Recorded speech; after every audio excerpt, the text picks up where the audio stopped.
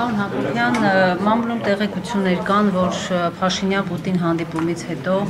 այսպես լուրջ խնդիրներ են ունենալու այն տնտեսվարողները, որոնք ինչ-որ ձևով ասոցացվում են իշխանությունների հետ, արդեն խոսում են, որ Պրոշյանի կոնյակի գործարանի կոնյակը այսպես լիցենզիան դադարեցվել է,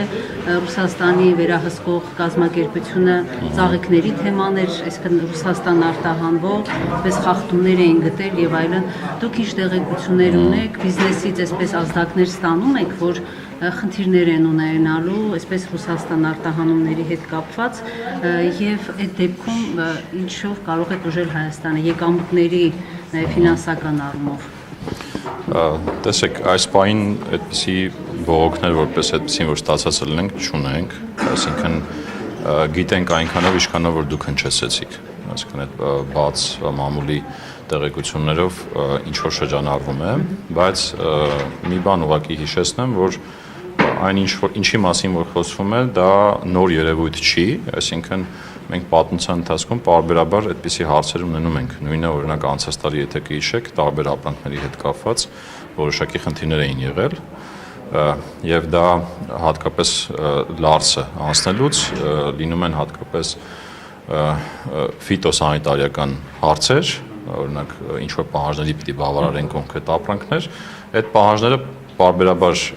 խստացվում են, պարբերաբար թույլատվում են, այսինքն ինքը այտենց բնականon գործընթաց է, որը որ ունենում ենք եւ մեր հորդորը մեր հարկ վճարողների եւ բիզնեսմեններին նա է, որ հետևեն այդ պահանջներին, որովհետեւ շատ երկու հիմնական խնդիր ենք օրինակ անցած տարի արձանագրել, լինում են դրվագներ, որ այդ ապրանքաքանակները չեն համապատասխանում այդ պահանջներին, լինում են դրվագներ, որ օրինակ ռուսական գործընկերների կողմից հարց է բարձրացվում, թե ինչու օրինակ չի նշվում կամ պատշաճ չի նշվում այն տնտեսվարողը, որին մատակարարվում է տվյալ ապրանքը։ Այս երկու խումբ խնդիրներն են, որպես այդպեսին սովորաբար օրակարգում, եւ դրանք կառավարելի են։ Մենք նման իրավիճակներում մաքսային մասով հատկապես մենք մեր քննարկումներ ունենում ենք մեր ռուս գործընկերների հետ, բայց քանի որ խնդիրը նշեցի ավելի շատ այդ ֆիտոսանիտարիական տիրույթում է, կարծեմ ճիշտ կլինի նաև համապատասխան ուղղությամբ էլ հարցեր ուղղեք եւ ստանաք պատասխան։ Իմանանք ստանալու առիթ ունեն հայ տնտեսվարողները, թե չունեն։ Պրոշյանի կոնյակի գործարանի մասով ինչ Ես դրա մասին ճիշտ ասած ձեզնից լսեցի նոր, միգուցե այսօր առավոտի սանրաբեռնված եմերը չեմ լսել, մի հատ ինքս կուսումնասիրեմ, հասկանամ ինչի մասին է, ինչ լիցենզիայի դադարեցման մասին է խոսքը։ Պարոն Հակոբյան, ինչ տեղեկություններ ունեք Մեղրիում տեղի ունեցած ինչ-որ արտակարգ դեպքի մասին, մասնավորապես որ այրել են Աշոտ Մանուկյանին պատկանող ավտոմեքենան, նա ըստ հրապարակման Մաքսային Մեղրի մաքսակետի սպասարկման եւ հսկողության բաժնի պետի տեղակալն է։ Տեսեք, այդպիսի դեպք եղել է, այսինքն հյուրանոցի բակում, որտեղ որ գործողման ընթացքում բնակվում է տվյալ անձը, եղել է նման դեպք, հաղորդումը ներկայացված է, քննությունը ընթանում է եւ քննության արդյունքներով կպարզվեն դա ինչ որ միտումնավոր այրվել է, թե անսարքության մեքենայի պատճառով է այրվել, այսինքն ես չեմ կարող իմ ասել, թե պատճառը որն է, բայց այս պահին կոնկրետ ինֆորմացիա դեռ չունենք եւ կառաջարկեմ սպասենք թող անաչառ քննությունը ընթանա եւ հասկանանք, եթե կա միտումնավորություն, համապատասխան մարտիկ թող օրենքի առաջ պատասխան տան ամբողջ։ Բայց եղել է, դեպք եղել է այդպիսի։ Այսինքն դուք ճիշտ հասկացա, որ դուք բացառում եք որևէ քաղաքական դրդապատճառով աշխարհաքաղաքական, այսպես ասած, հայ գործարարների համար Ռուսաստանի շուկա մտնելու խնդիրներ ստեղծելը, դուք ասացիք, որ միշտ էլ լինում են, բայց այս փուլում եւ հատկապես Փաշինյան-Պուտին այսպես շատ ավելի բաց հրապարակային խոսակցության ֆոնին դուք բացառում եք, որ քաղաքական դրդապատճառներով, ինչպես ասում են, եթե առիթ լինի, գործը կգտնվի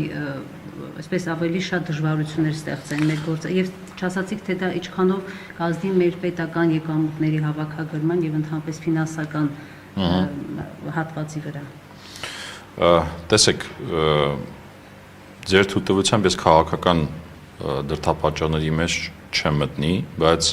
պարզ է աշխարհում ինչ որ կտրուկ փոփոխություններ կամ էական փոփոխություններ ունենում են որոշակի տարբեր դրդապատճառներ տվյալ իրավիճակի տվյալ երկրի վարվող քաղաքականության կողմից։ Հիմա Ռուսաստանի վերահսկող մարմինները, եթե որոշակի հանձնարարական են ստանում կամ իրենք որոշում են, որ ինչ որ ժամանակ առ ժամանակ պետք է խստացումներ անեն, եւ իմ դրա համար ես հորդորեցի մեր հարկվճարողներին եւ բիզնեսմեններին լինել ուղղակի հետևող կանոններին, որտեվ այդ հետևելը կանոններին հնարավորություն է տալիս ցանկացած իրավիճակում պետությանը կանգնել իրենց մեջքին, որովհետեւ երբ որ լինում է իրավիճակ, որ հենց բիզնեսմենն է մեղավոր լինում այդ կանոններին չհետևելու առումով, շատ դժվար է լինում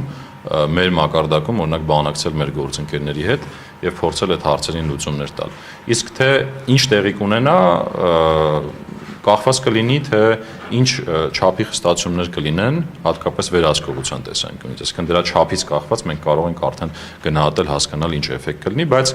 անցած տարվա բանը այդ խնդիրները, որոնք իրենց ծավալով երևի թե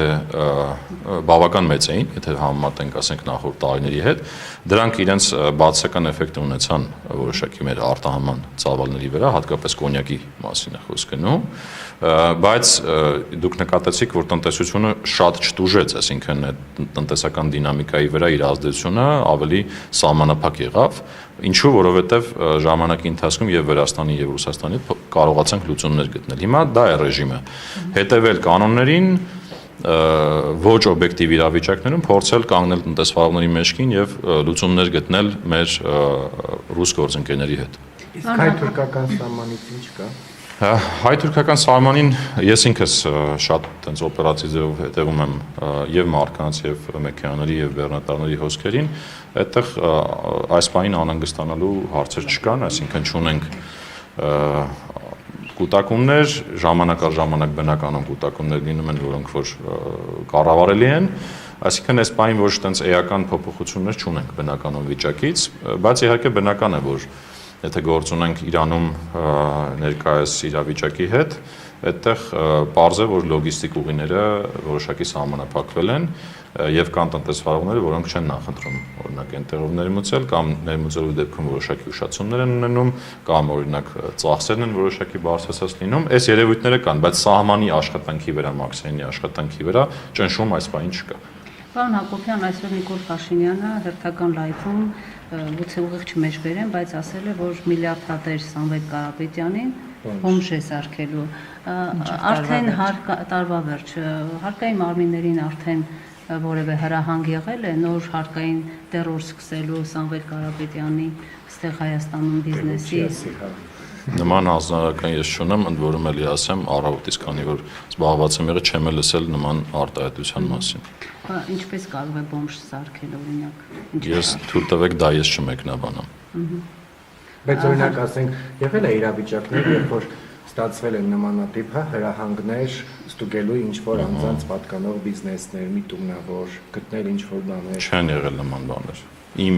պետական եկամուտների կոմիտեի նախագահ լինելու շրջանակներում չեն եղել եւ ես անցած անգամ էլ հենց այստեղ կանգնած ձեր դիմաց այդ հարցի պատասխանը տվել եմ։ Մեր վարչահարությունը իրականացվում է թիրախային ռիսկերի հիման վրա։ Այո, պարզ է։ Չէ, տեսեք, համընկ, նայեք, այդ ստուգումները։ Օրինակ ինչ է համընկել, կարող եք ասել։ Սամվել Կարապետյանի ձերբակալելուց հետո մի ամիս կարծեմ 10 գրուպում սկսեցին Ինչ ստուգումներ, խուզարկություն մենք խուզարկության գործիք չունի պետական։ Միգուցե քննչականի մասին եք խոսում։ Որովհետև պետական եկամուտների կոմիտեին խուզարկության ֆունկցիա չունի։ Հիմա տեսեք, պարզ է, չէ, որ ըստ էության անմիջական ղեկավարը պետական եկամուտների կոմիտեի վարչապետն է։ Ու բնական է, որ օրինակ ժամանակ առ ժամանակ կարող են հարցեր ծագել, թե օրինակ այս կամ այն բիզնեսը ինչ ռիսկեր ունի, ինչ ստվերային խնդիրներ ունի, ինչ սխեմաներ ունի, ինչ հարցեր կան։ Եվ նման խոսակցություններ իհարկե վարչապետի հետ տեղի ունենում եւ դա շատ բնականon է։ Ընդհանուր միջև մենք ինքներս ենք նախաձեռնում բազմաթիվ վերլուծություններ եւ ներկայացնում ենք, պարզ է, որ գնում ենք ռիսկերի եւ ստվերի հետևից թիրախային։ Այսինքն սա է մեր աշխատելավոճը։ Այն ինչ որ դուք ասում եք, որտեղ մի անգամ այդ տերոր բառը ես մեկնաբանել եմ, տերորը դա անօրինական, այսպես ասած, շարժումն է դեպի հարկվճարող ինչ որ գործողություններ անելու, որոնք օրենքից դուրս են, բայց մենք այդպիսի գործողություն չենք արել ու չենք էլ անելու։ Դրանք թիրախային են ու շատ կոնկրետ ռիսկերի հիման վրա։